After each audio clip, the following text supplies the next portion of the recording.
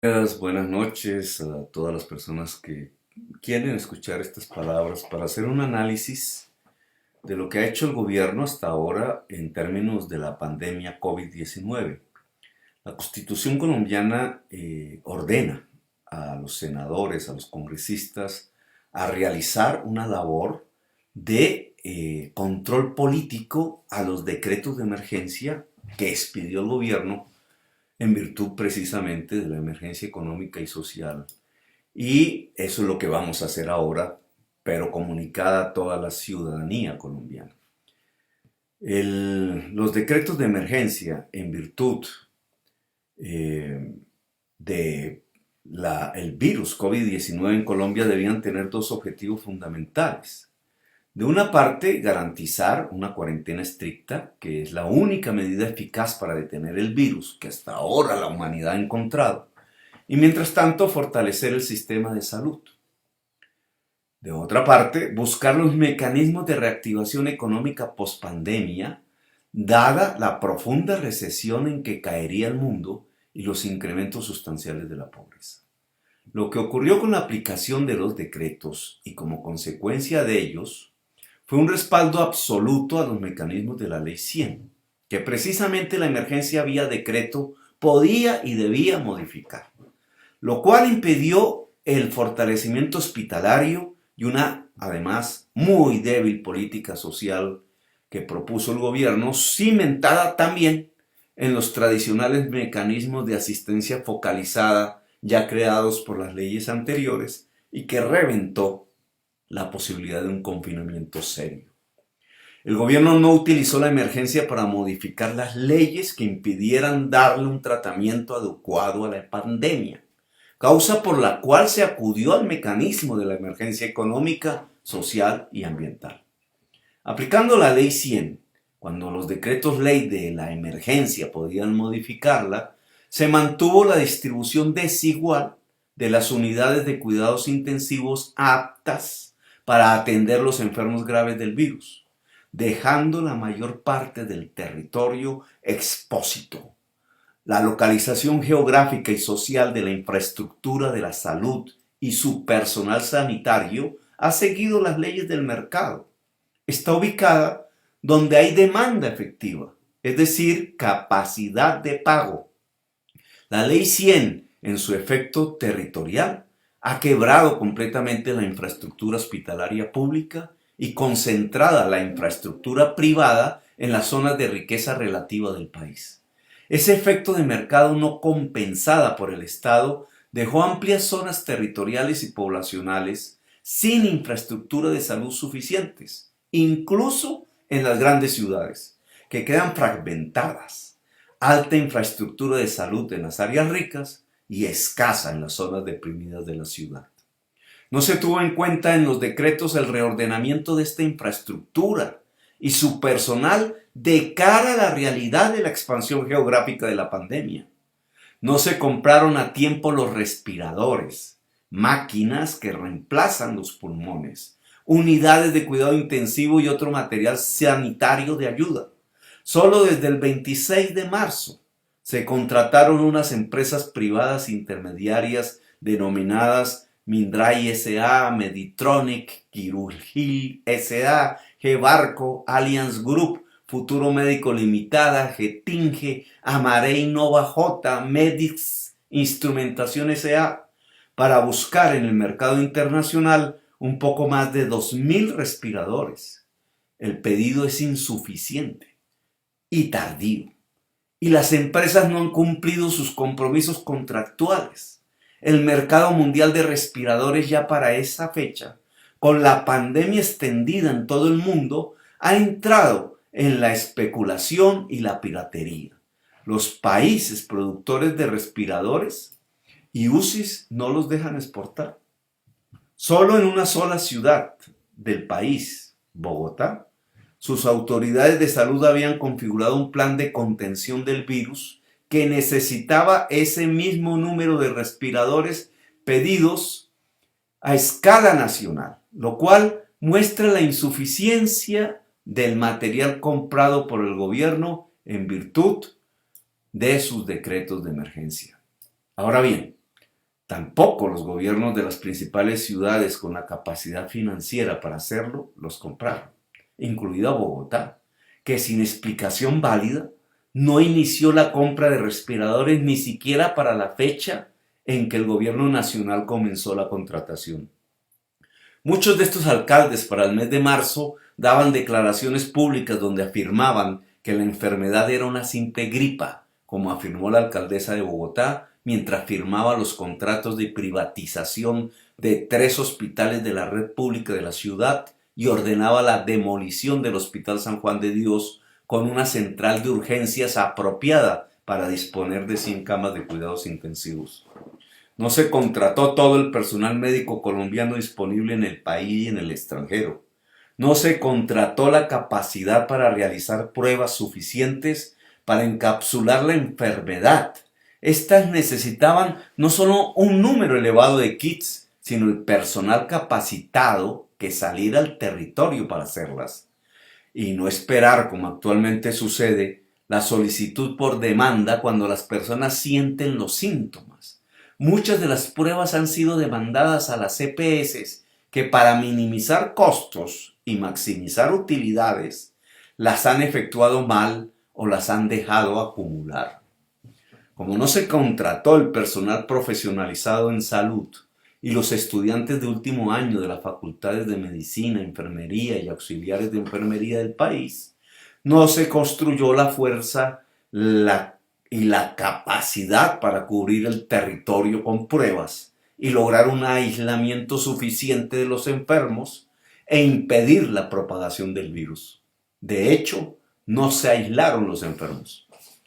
No se fortalecieron los hospitales, en tanto buena parte de los giros se hicieron fue a las EPS, para que éstas a su vez le pagaran a los hospitales y clínicas de acuerdo a su facturación, o pagaran deudas con unos requisitos exorbitantes, siguiendo precisamente los parámetros de la ley mercantil, la ley 100 y sus decretos reglamentarios.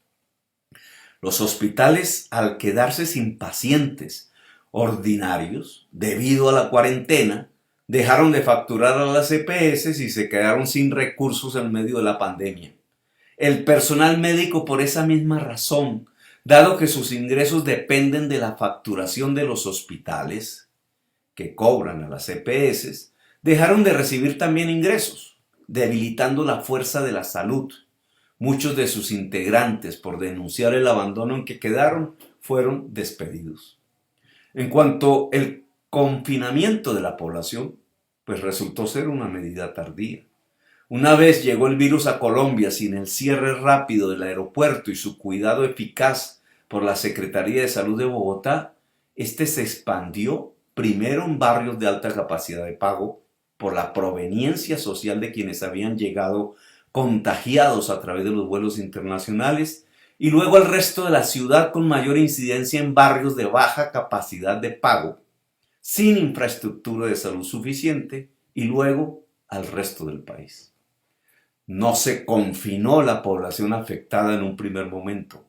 No se pusieron medidas de confinamiento en las localidades de Chapinero y Usaquén, por ejemplo, que fueron las primeras en tener contagiados, ni se detuvo el Transmilenio por donde se expandió la enfermedad al resto de la ciudad y finalmente al resto del país. Aun siendo tardío el confinamiento, este logró ralentizar la expansión del virus hasta que el mismo gobierno decidió su debilitamiento. El gobierno debilitó a través de decretos de emergencia el confinamiento, porque no fue capaz de desarrollar la política social que esa decisión implicaba.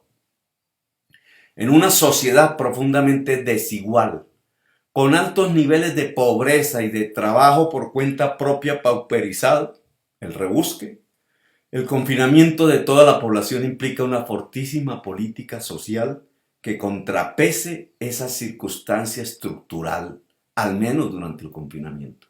Es decir, una fuerte redistribución de la riqueza hacia la población en la pobreza creciente. Los decretos de emergencia no estructuraron esa política social. El gobierno usó unos recursos públicos ahorrados y un endeudamiento con la banca privada cuyo monto total apenas llega a 2 puntos del Producto Interno Bruto, es decir, de las más bajas del mundo, para enfrentar la pandemia. Y adicionalmente utilizó el mismo sistema de la política social tradicional, el asistencialismo focalizado de Familias en Acción y otros similares, que sirve para buscar votos entre los pobres, comprarlos, pero que no sirve para enfrentar la pandemia. El esfuerzo por bancarizar sectores pobres para enviar pírricas sumas de dinero terminó fracasando. De los 10 millones de familias que necesitaban la ayuda estatal fuerte, los recursos apenas llegaron a unos 4 millones de familias y de manera muy débil. Los decretos de emergencia no modificaron las leyes sobre el Banco de la República, que hubieran posibilitado un empréstito del gobierno sin interés con el Banco Central o el uso de reservas internacionales en cuantía de 7.000 millones de dólares que el mismo Banco de la República en su informe al Congreso estipuló que no estaban comprometidas del total de reservas con que cuenta el país. El gobierno no modificó el estatuto tributario para deshacer las exenciones a los megarricos recién creadas que debilitaron en 9 billones de pesos anuales el presupuesto. Ni impuso, como sí hizo en otras emergencias, el impuesto al patrimonio para esas mismas personas megamillonarias, para financiar una fuerte política social que permitiera la resistencia de los hogares colombianos encerrados y el mantenimiento, por tanto, del confinamiento. El gobierno no quiso legislar a través de sus decretos de emergencia para hacer llevadera la situación de las familias colombianas en cuarentena. No cesó cobros de servicios públicos en sus mínimos vitales. No cesó el pago de arrendamientos, ni cesó el pago de las cuotas y pagos de deudas. Rechazó explícitamente la propuesta surgida del Senado para establecer una renta mínima universal. La política de focalización funciona como una subsidiaria del mercado para que la población más débil económicamente pueda acceder a algunos servicios del mercado, pero no funciona cuando se cierra el mercado en una gran proporción. Ante cierres abruptos y críticos del mercado, lo que funciona como política social es una basada en derechos universales, como propusimos, que por definición los derechos universales son gratuitos para quienes quieren acceder a ellos. La focalización es solo subsidiaria a la universalidad de los derechos. Por tanto, y aceptada por el gobierno su incapacidad, los decretos de emergencia le permitieron quebrantar precisamente la cuarentena progresivamente hasta debilitarla seriamente sin que se hubiera fortalecido la red hospitalaria.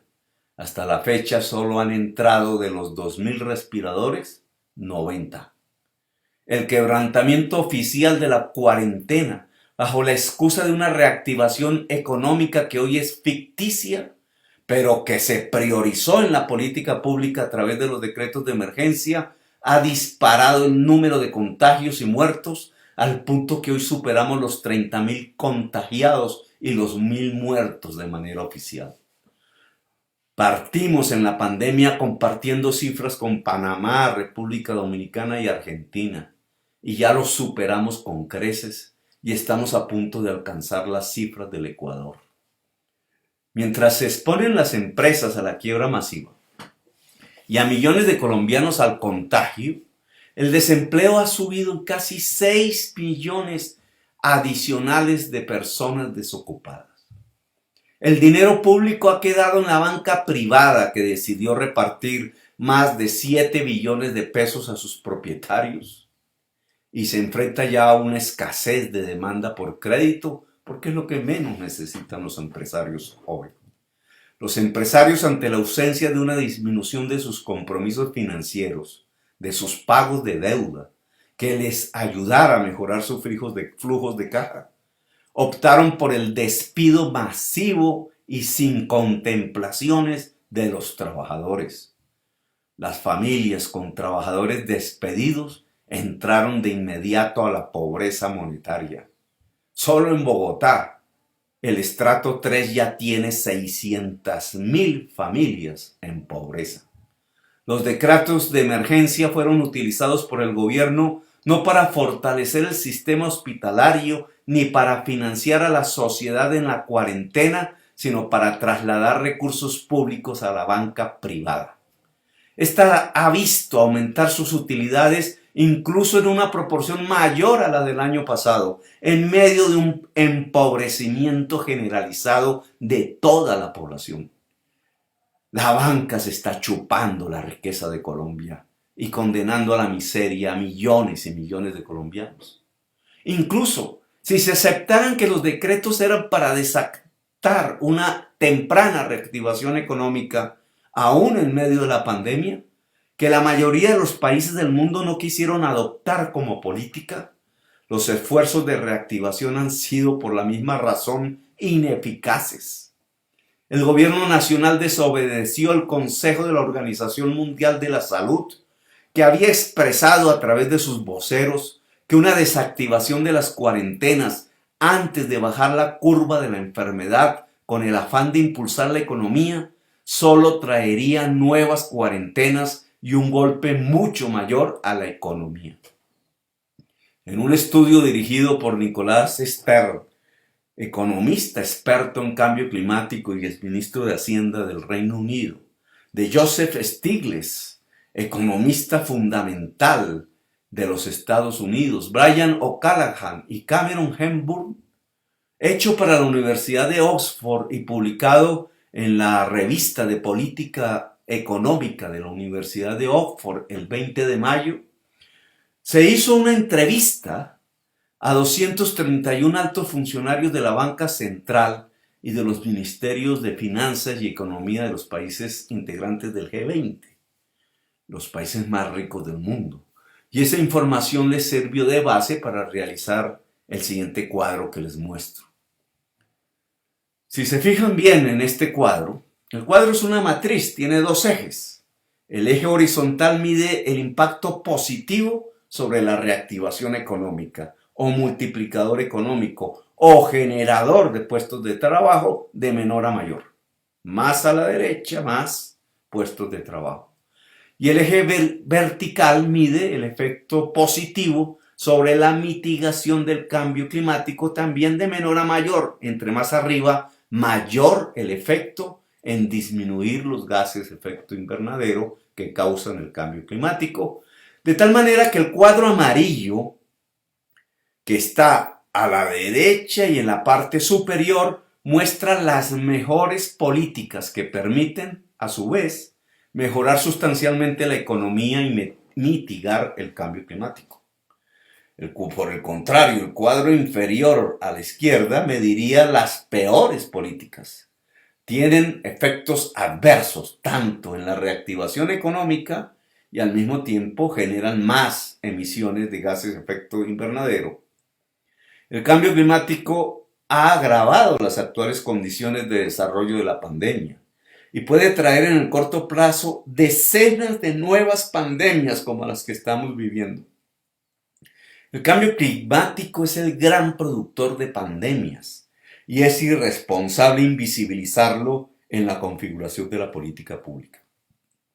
Es decir, ninguna política de reactivación puede ignorar que el cambio climático es el principal problema hoy para la supervivencia de la humanidad y que las actuales circunstancias de pandemia que se piensan superar pueden ser agravadas por él y volver el inmediato futuro humano, el nuestro y el de nuestros hijos, una carrera sucesiva de luchas contra pandemias sobrevivientes, es decir, una lucha apenas de sobrevivencia en la existencia humana. Las peores políticas que un gobierno puede implementar, según estos expertos, son el salvamento de aerolíneas, el salvamento de empresas en bancarrota, el apoyo en liquidez para grandes corporaciones, las inversiones en infraestructura para el transporte tradicional, léase los Transmilenios. Y al contrario, clasificaron entre las mejores políticas las que reactivan la economía y al mismo tiempo mitigan el cambio climático. Inversiones en infraestructuras de conectividad. En Colombia, la fibra óptica. Inversiones en infraestructura en salud. Inversiones en educación y de lejos, como el gran reactivador económico, sin que sea un gran mitigador del cambio climático, la ayuda de liquidez a los hogares. Pues bien, de acuerdo a esta matriz de centenares de expertos mundiales encuestados y entrevistados, los decretos de emergencia del gobierno nacional habrían sido medios para operativizar las peores políticas para el presente. La salvación de aerolíneas, la salvación de grandes corporaciones, incluidas dentro de ellas los bancos. Las ciudades habrían privilegiado terriblemente la inversión en infraestructura en el transporte tradicional y se habrían desechado las mejores políticas. La ayuda en liquidez a los hogares, que hoy llamaríamos la renta básica universal, y las inversiones en infraestructura, en conectividad, salud y educación. Aunque la información de los expertos proviene de la banca central de los países más ricos del planeta y por eso no valoran bien las políticas de apoyo agrario, esenciales para la producción de alimentos en tiempos de pandemia, y su propia proveniencia del sector financiero les impide ver la importancia de una reestructuración de la deuda a nivel mundial, sus aportes, excepto en estos campos, son importantes en tanto nos descubren la pobreza de la política adelantada en el país y en las principales ciudades de Colombia. Bajo esta argumentación que hago pública, los decretos de emergencia no sirvieron para fortalecer el sistema de salud de Colombia. No garantizaron la permanencia de la sociedad en una cuarentena eficaz. Han llevado a la muerte por ahora centenares de colombianos y no sirven tampoco para una política de reactivación económica eficaz, en tanto generadora de puestos de trabajo que mitigue al mismo tiempo el cambio climático, el gran productor de pandemias en Colombia. Gracias, muy amables, por haberme escuchado. Espero que retransmitan este mensaje a sus amigos y a sus amigas.